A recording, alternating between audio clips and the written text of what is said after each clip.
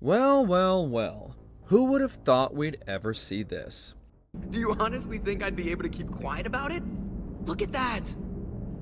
I would have baked a cake. This one has been a long time coming, and I still don't think we ever actually expected it to be real.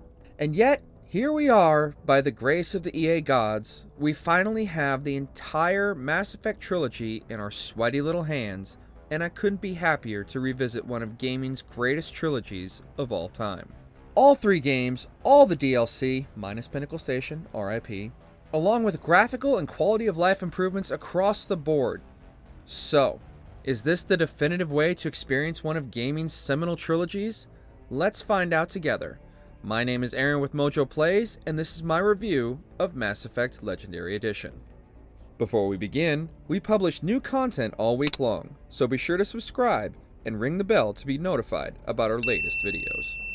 I haven't played this series since Mass Effect 3 came out. It was a series of games where I created my playthrough and I felt satisfied with my decisions. Given the amount of time that had passed since I'd last played any of these games, the feeling of absolute nostalgia that washed over me as soon as I heard that menu music immediately took me back to experiencing the game for the first time. You can do what you do best. Just like old times, Shepard.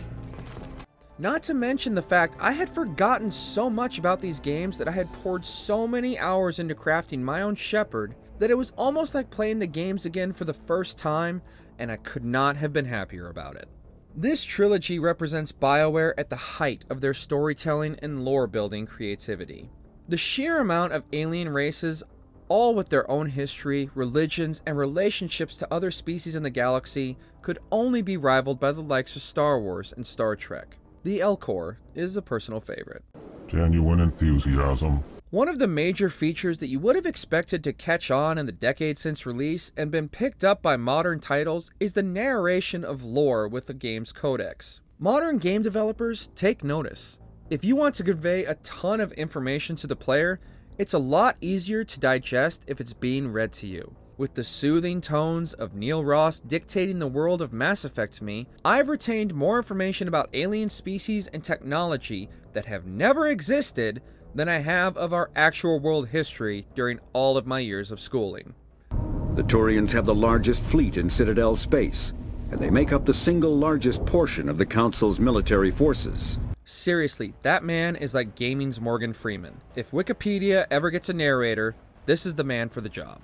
While the likes of Telltale and many other developers have certainly dipped their toes in the "this character will remember that" personal choice end of the pool, very few, if any, have managed to do it on this scale. With all of your choices, no matter how small, having effects throughout all three games, you might not even see the results of your actions reflected in the world until later on in one of the future entries.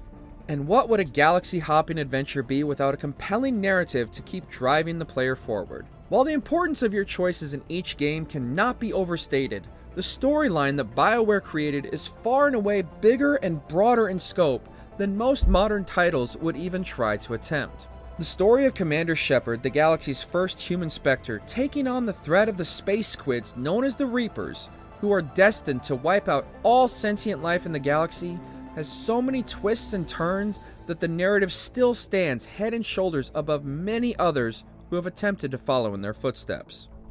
From your climactic showdown with Sovereign in Mass Effect 1 to the much-touted suicide mission in 2, and your final assault to save Earth and every other planet in the galaxy in 3, the stakes and tension ramp up as your individual story progresses throughout all three games, until by the climax you are a living legend whose story is told across the many worlds you visit, and even those you don't.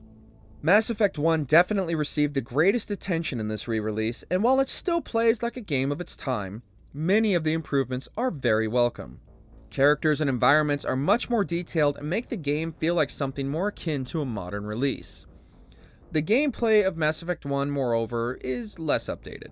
Shooting still feels sluggish, and the game's sticky cover system is so useless I reached a point where I stopped using it entirely. One of the best updates across the entire collection of games is the load times. Not just for the infamous elevator sections of Mass Effect 1, but I noticed a substantial improvement in all 3 games, with many areas I distinctly remember watching that mass relay spin for what felt like an eternity, now taking mere seconds before I was back to gameplay. Before release, much of the discussion was about any updates to the Mako sections and the vehicle's controls. I'm here to tell you that after all the improvements, it still sucks. It's awful. It still drives like a warthog wannabe sliding on a patch of black ice.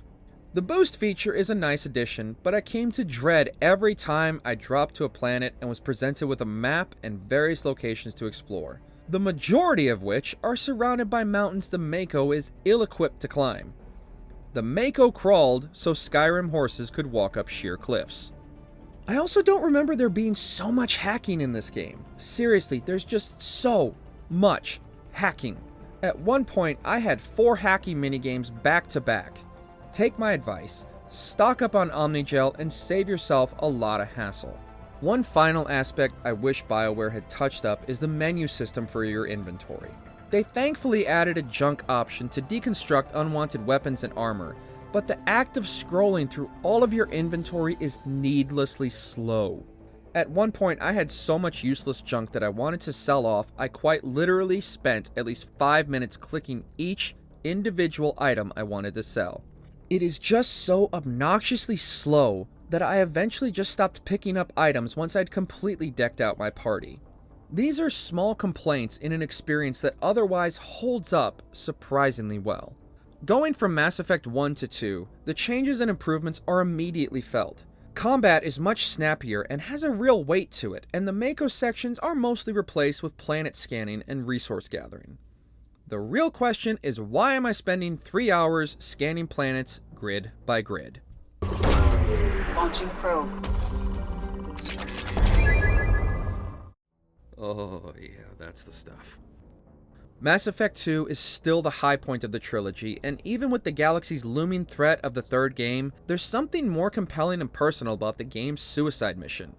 Starting the game with your own character's death and then telling you the threat only gets worse from there sets the stage for all of your choices having a real impact from that moment on. Shepard, but you're dead. I got better. From the beginning, you're told that if your team isn't prepared enough before taking on the Collectors, all of you might not be coming home, and that could even include your personal Shepard. The loyalty missions you take on for each of your squad mates represent some of the best character development in the series, and make the stakes of your mission that much more impactful. This was the one game of the entire trilogy I was most concerned with starting over again, because I was afraid I wouldn't be able to recreate my success of getting everyone out alive like I did in the game's initial release. Thankfully, everyone survived a second time under my command, but the tension of just knowing that that level of failure was a possibility was palpable. One of the largest complaints I could level at the second game has to be the after-mission briefing. It isn't present in any of the other games, and it just breaks up the flow of the gameplay. It doesn't even provide any useful information about your progress through said mission, and is merely a recap of the materials and XP you gained while playing through the story section. It just never feels appropriate, and I wish there had been some way to turn this off. The 3rd game is where Bioware nailed all the elements they'd been building towards throughout the entire trilogy. The combat feels so good they were actually able to originally build a multiplayer mode around it. And while the game mode isn't present in this package, you'll barely miss it as you journey around the galaxy rallying all of your allies that you'd met in the previous games. Mass Effect 3 is also Bioware getting a chance to capitalize on all the lesser horror elements of the previous games.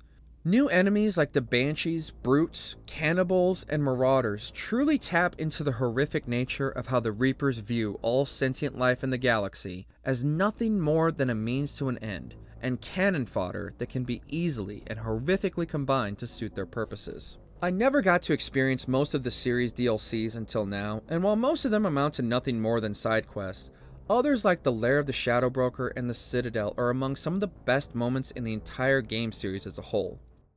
Hey! You used me as bait? Go. You used me as bait! The Citadel especially, which is just absolutely chef kiss good. The callbacks, the jokes between your comrades, and the almost fourth wall breaking awareness is just spot on. I'm going to come right out and say it.